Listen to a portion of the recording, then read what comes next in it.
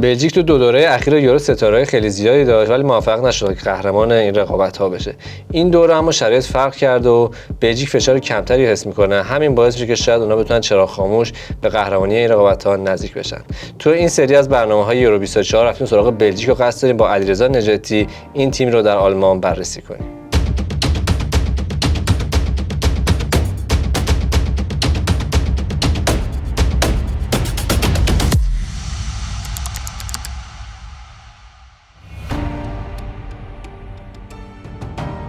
بلژیک سرزمین شکلات، الماس و قلعه هاست و نسبت به وسعت کمش یکی از پرتراکم‌ترین و البته مهمترین نقاط اروپا به شمار میره. واقع شدن توی قلب اروپا و داشتن مرز با چندین کشور مهم این قاره باعث شده بلژیک یک کشور چند ملیتی و چند زبانی باشه. اما بیشتر مردم این کشور به زبانهای هلندی و فرانسوی صحبت میکنن. تنتن یکی از مشهورترین شخصیت‌های کارتونی تاریخه که با گذشت حدود 100 سال از اولین انتشارش هنوز هم محبوب و پرطرفداره. حتی بازیکن‌های تیم ملی بلژیک قراره با پیراهن دومی الهام گرفته از رنگ پیراهن و شلوار تنتن توی یورو بازی کنند. بلژیک تا حالا 2 مرتبه روی سکوی جام ملت‌های اروپا رفته، اما تا حالا دستش به قهرمانی نرسیده. طی 2 دوره اخیر که اونا خیلی پر امید بودن، نتونستن برای قهرمانی رقابت کنن. اما حالا که توجه ها نسبت به اونها کمتر شده، میتونن یه مدعی چراغ خاموش برای قهرمانی یورو باشن.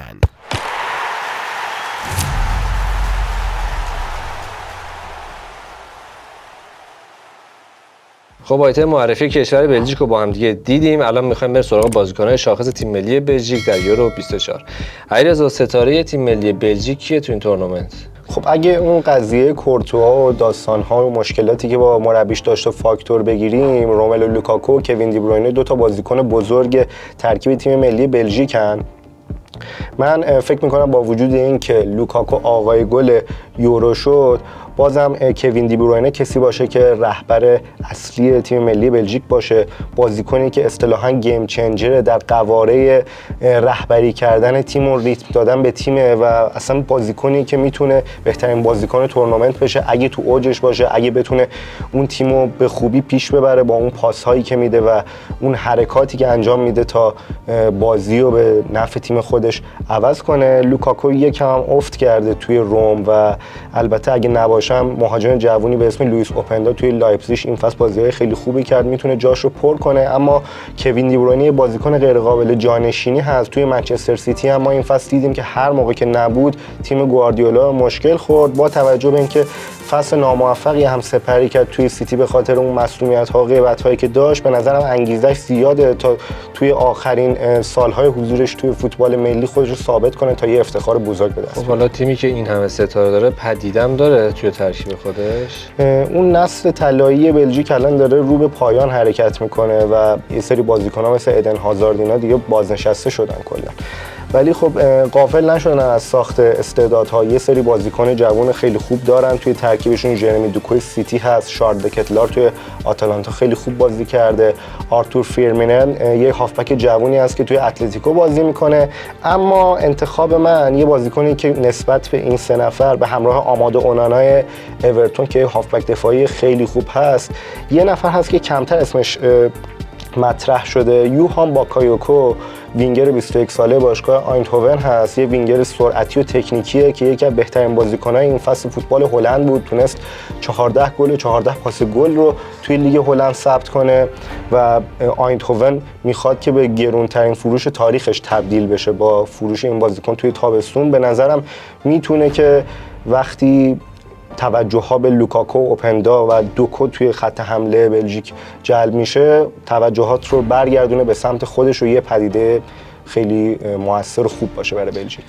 خب حالا توی این تیم یه سری بازیکنان هستن که اسمشون بزرگه، اونا بدرخشن توی تورنمنت خیلی عجیب نیست. قهرمان غیر منتظر کسی که ممکنه ناجی بلژیک شه در صورتی که انتظارش نمیره چی؟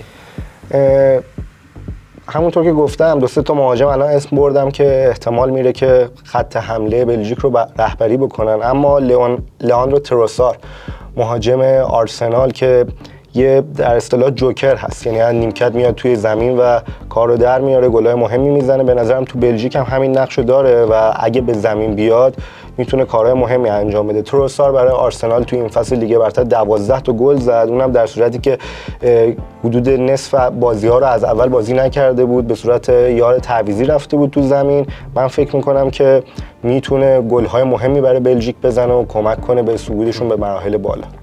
مرسی علیرضا.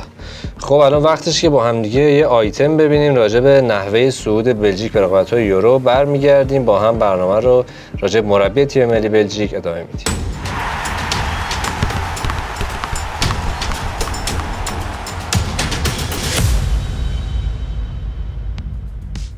بلژیک توی گروه 5 تیمی متعادل با حضور تیم‌های اتریش، سوئد، جمهوری آذربایجان و استونی قرار گرفت که عملکرد خیلی خوبی هم داشت.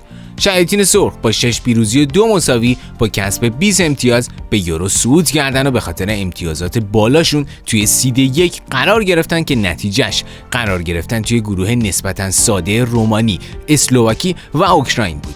بلژیک توی دور مقدماتی فقط مقابل اتریش مساوی کرد، اما بازی آخرشون جلوی سوئد که تشریفاتی بود اتفاقات تلخی به همراه داشت. حمله تروریستی داعش و کشته شدن 2 هوادار بلژیکی باعث شد بازی نیمه تموم بشه و یوفا با لغو کلی مسابقه نتیجه رو مساوی اعلام کرد تا در جدول 2 مساوی برای بلژیک منظور بشه.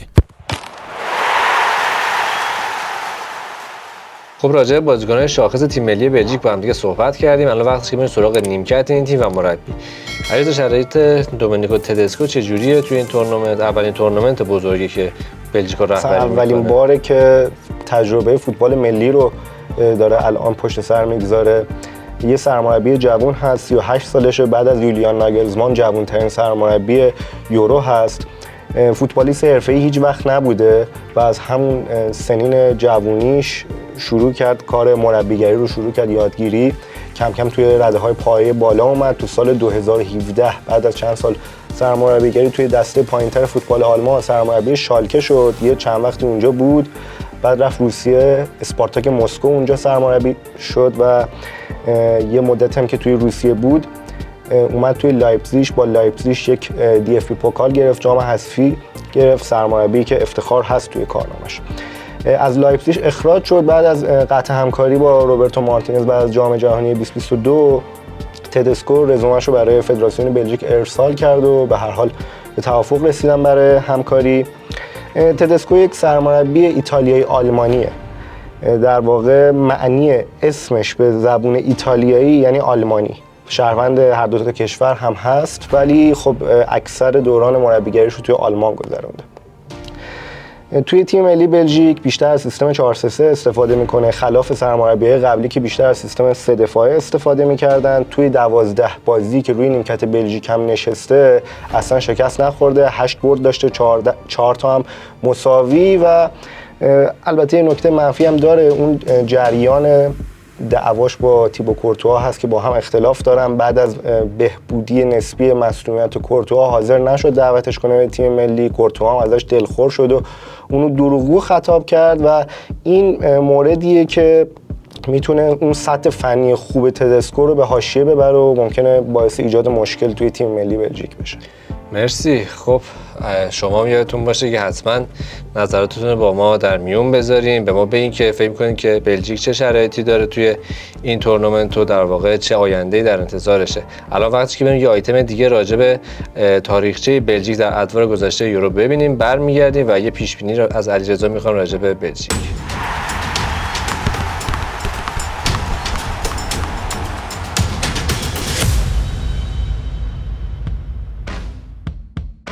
بلژیک توی اروپا یه قدرت سنتی نیست. در واقع اونا چند سالی که به اوج برگشتن، که البته اوج اونا هم دستاورد اروپایی نداشته و توی 2 دوره اخیر توی 1/4 حذف شدن.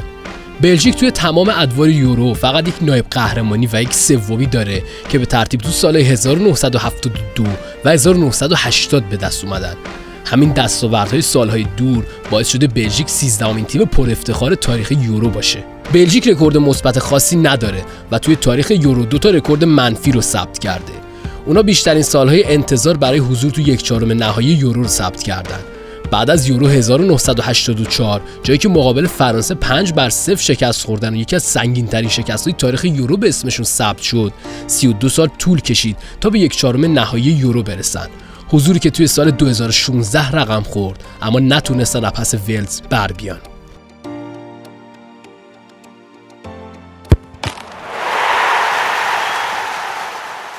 خب تیم ملی بلژیک رو تمامی زوایا بررسی کردیم. الان وقتشه که یه پیشبینی و یه در واقع نظر از علیرضا نجاتی بپرسیم که عملکرد بلژیک توی یورو 24 با تمام این تفاصیلی که وجود داره چیه. علیرضا حالا فکر می‌کنی چی میشه در واقع بلژیک حالا میتونه به عنوانی برسه بعد از 2 دوره که با ستاره زیاد نتونست؟ به نظرم گروه بلژیک توی این یورو کسل کننده ترین گروه تورنمنته. با اسلواکی، اوکراین و رومانی هم گروه هستن. خیلی چالش خاصی نداره، یعنی اون بازی تیمای کوچیک‌تر و اونا برای تیمای کوچیک‌تر حساس‌تره تا برای بلژیک. من رقابت بیشتر بین 3 تا تیمه. بین اون 3 تا تیم که حالا کی دوم سوم میشه. اگه بلژیک صدرنشین بشه که به نظرم بعید هم نیست، به یکی از تیم‌های سوم گروه‌های A تا D میخورن. ممکنه که حریفشون سخت بشه توی 1/8. ممکنه که ایتالیا باشه، کرواسی باشه، صربستان باشه، دانمارک باشه، معلوم نیست، ولی یکی از این تیم‌های سوم هستن از گروه‌های A تا D. حالا اگر بتونن رد کنن 1/8 رو، توی 1/4 احتمالاً به فرانسه میخورن. تیم اول گروه D من فکر میکنم که فرانسه هست و بلژیک توی 1/4 نهایی به نظرم کارش خاتمه پیدا میکنه توی یورو و سقف تیمشون هم به نظرم همین هست. یعنی حضور توی 8 تیم خیلی برای بلژیکی که توی جام جهانی 2022 تو مرحله گروهی حذف شد خیلی هم بد به نظر نمیاد. مرسی علیرضا، مرسی از شما که همچنان با ما همراه هستیم. بازم میگم که یادتون نره کانال طرفداری پلاس رو در یوتیوب سابسکرایب کنید، اون زنگوله رو هم بزنید تا از آخرین ویدیوهای ما با خبر باشید. تا دیداری دیگه، بدرود.